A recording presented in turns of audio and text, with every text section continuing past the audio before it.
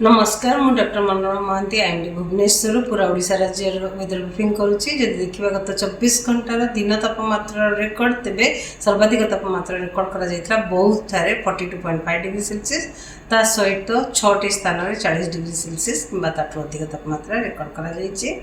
ता सहित किछि किछि जिल्ला रे वर्षा मध्य रेकर्ड करा जायछि। सर्वाधिक वर्षा रेकर्ड करा जायछि गजपति ठारे। गजपति जिल्लार महेंद्रगढ़ ठारे 82 मिलीमीटर वर्षा। ता सहित अलग जिला गुड़िक जमी कोरापुट रायगड़ा नवरंगपुर मालकानगिरी गंजाम जिले में भल वर्षा रेकर्ड करा जायछि। संबलपुर ठारे दिन तापमात्रा कि maximum temperature 41.6 degree Celsius record करा जायछि। हीराकुद रे 41.5 डिग्री सेल्सियस रेकर्ड करा जायछि। झारसुगुड़ा ठारे 41.2 डिग्री सेल्सियस रेकर्ड करा जायछि। सोनपुर रे 40.5 डिग्री सेल्सियस रेकर्ड करा जायछि। कोरापुट रे स्वाभाविक तापमात्रा ठारू 5.6 डिग्री सेल्सियस तापमात्रा अधिक रही। झारसुगुड़ा रे 5.1 डिग्री सेल्सियस तापमात्रा अधिक रही। भुवनेश्वर 2.1 डिग्री सेल्सियस अधिक रही। कटक रे 1.5 डिग्री सेल्सियस अधिक रही। दक्षिण पश्चिम मौसमी आमर कोरापुट फुलपाणी इवन संबलपुर झारसुगुड़ा दे संबलपुर एवं सुंदरगढ़ दे क्रॉस करिछि। आउ किछि अंश बाकी अछि मौसमी कवर करबा पाइका। आगामी 4-5 दिन भितर स्थिति अनुकूल रही।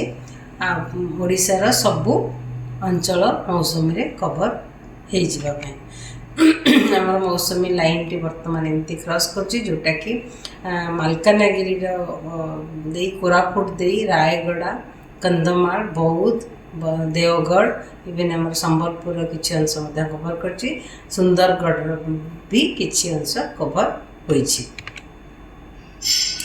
आगामी 24 घंटा जब देखा पूर्वानुमान राज्य में किसी स्थान में हल्का मध्यम वर्षा होबार संभावना रही।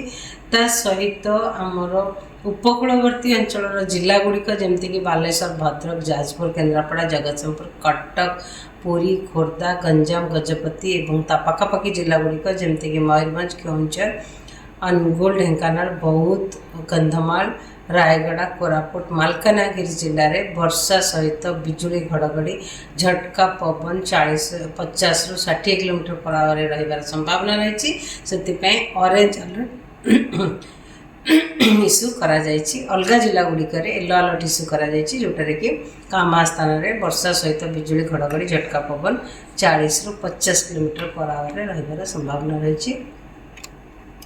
राज्यर उपकूलवर्ती अंचल जिला गुड़िक एवं ता सहित रायगड़ा कोरापुट मालकानगिरी जिले में गुड़गुड़ी रहिबो। ता सहित संबलपुर झारसुगुड़ा जिले में हीट वेव रहिबार किंबा ग्रीष्म प्रभाव रहिबार संभावना रही।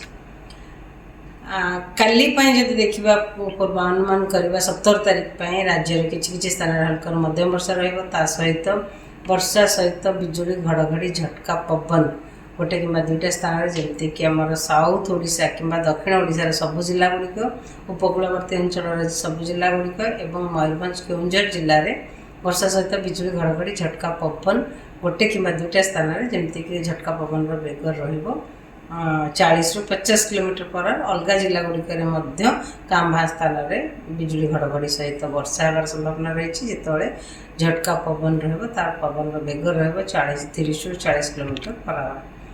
17 तारीख में गुड़गुड़ी लगी रहिबो आउ हीट वेव किंबा ग्रीष्म प्रभाव संबलपुर झारसुगुड़ा रहिबार संभावना रही।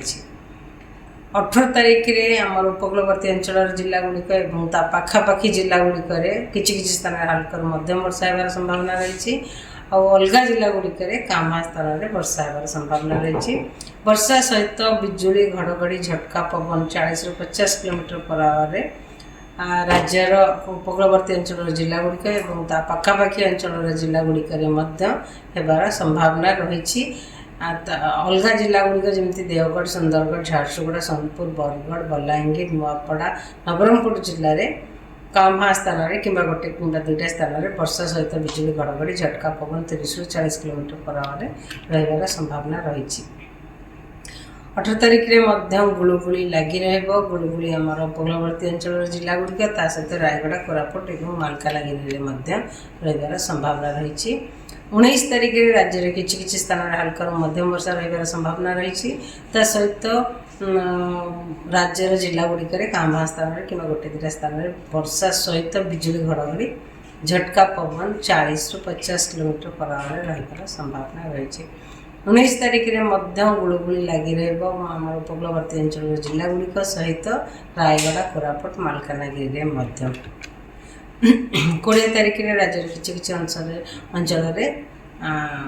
हल्का मध्यम वर्षा रही संभावना रही सहित जिला गुड़िक गोटे कि दुईटा स्थान में वर्षा सहित बिजुली घड़घड़ी झटका पवन 40 ରୁ 50 किलोमीटर पर आवर रही संभावना रही गुड़गुड़ी उपकूलवर्ती अंचल जिला गुड़िक सहित रायगड़ा कोरापुट मालकानगिरी गुड़गुड़ी रही संभावना रही 21 तारीख में राज्य किसी स्थान में हल्का मध्यम वर्षा होगार संभावना रही 22 तारीख में राज्य किसी स्थान में हल्का मध्यम वर्षा होगार संभावना रही जब देखा तापमात्रा आगामी 3 दिन पर्यंत तापमात्रा विशेष परिवर्तन होगार संभावना नहीं किंतु परवर्ती समय 2 ରୁ 3 डिग्री सेल्सियस तापमात्रा ह्रास पाइबार संभावना रही धन्यवाद।